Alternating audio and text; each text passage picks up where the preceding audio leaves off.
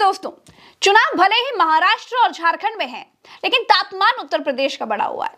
अखिलेश यादव ने भूचाल लाने वाला बयान जो दे दिया है, ये गुस्सा जो आजकल सरकार को है वो अपनी कुर्सी बचाने का गुस्सा है, क्योंकि दिल्ली वालों ने तय कर लिया है कि महाराष्ट्र के चुनाव के बाद इनकी कुर्सी बचेगी नहीं। अखिलेश यादव दावा कर रहे हैं कि दिल्ली ने तय किया है कि तो इस वक्त चुनाव जो है महाराष्ट्र और झारखंड के अंदर चल रहे हैं, लेकिन इस वक्त सियासत जो है उत्तर प्रदेश के अंदर गरमाई हुई है और किस तरह से बीजेपी पार्टी के यहां पर होश उड़े पड़े हैं और 23 नवंबर के बाद यूपी के अंदर क्या होने जा रहा है, जिससे इस वक्त मोदी और शाह और योगी की नींदें उड़ी हुई है दोस्तों। और आखिर अखिलेश यादव ने क्या बड़ा बयान दे दिया, वो रिपोर्ट आप लोगों के सामने। नमस्कार दोस्तों, चुनाव भले ही महाराष्ट्र और झारखंड में है, लेकिन तापमान उत्तर प्रदेश का बढ़ा हुआ है।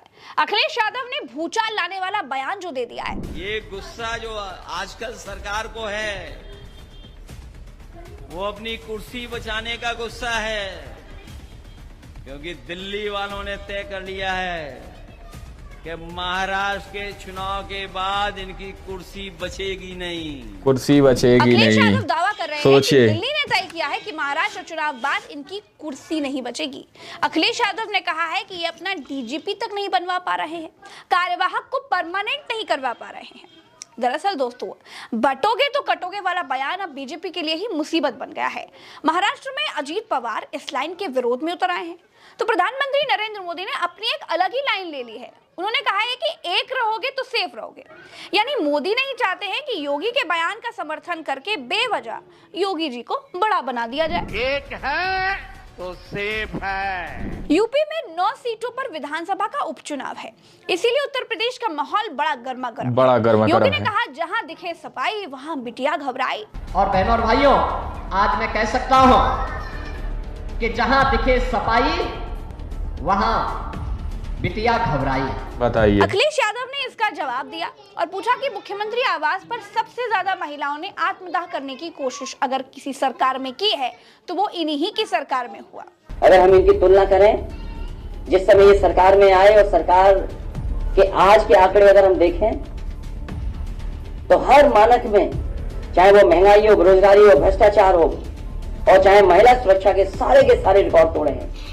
न केवल रिकॉर्ड तोड़े हैं बल्कि महिला सुरक्षा को लेकर के, उन्हें न्याय को लेकर के इतना महिलाएं या बेटियां कभी मुख्यमंत्री आवास में आत्मदाह करने नहीं आई जितनी इस सरकार में आई है। थोड़ा सा फ्लैशबैक में चलिए।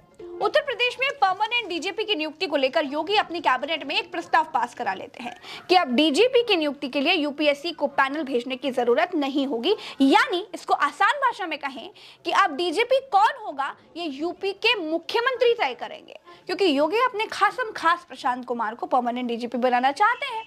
इससे पहले मुख्य सचिव के पद पर भी दुर्गा शंकर मिश्र की जगह योगी आदित्यनाथ जी ने अपने चहेते मनोज कुमार सिंह को नियुक्त कर दिया था।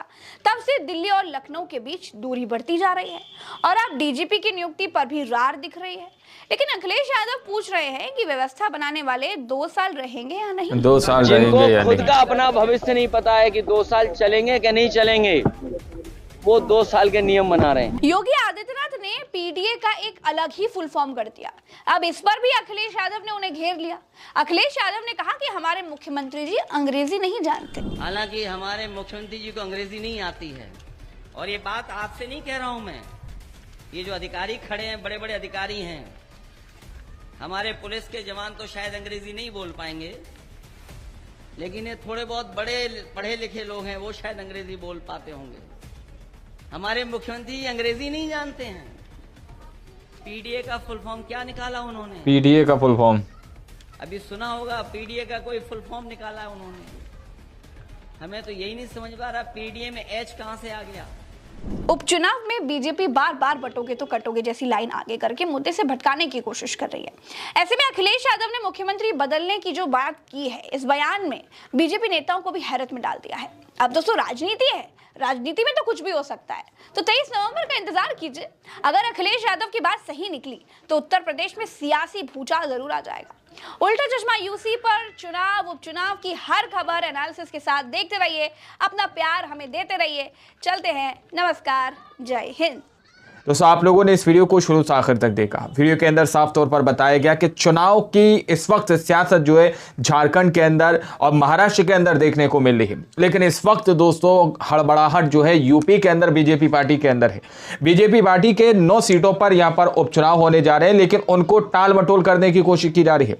अब आप लोग देखिए कि महाराष्ट्र के बाद यूपी के अंदर जैसे ही चुनाव होंगे उसके बाद अखिलेश यादव ने सीधे तौर पर कह दिया है कि यहां से सीएम योगी आदित्यनाथ की कुर्सी चली जाएगी, यानी कि बीजेपी सरकार यूपी से विदाई उसकी कर दी जाएगी। जरा सोचिए किस तरह से यहां पर बात की जा रही है। वहीं पर अखिलेश यादव ये भी कह रहे हैं कि वक्त के सीएम जो कि यूपी के, उनको अंग्रेजी तक नहीं आती, और उन्होंने पीडीए का एक अलग ही फुल फॉर्म निकालकर सामने रख दिया।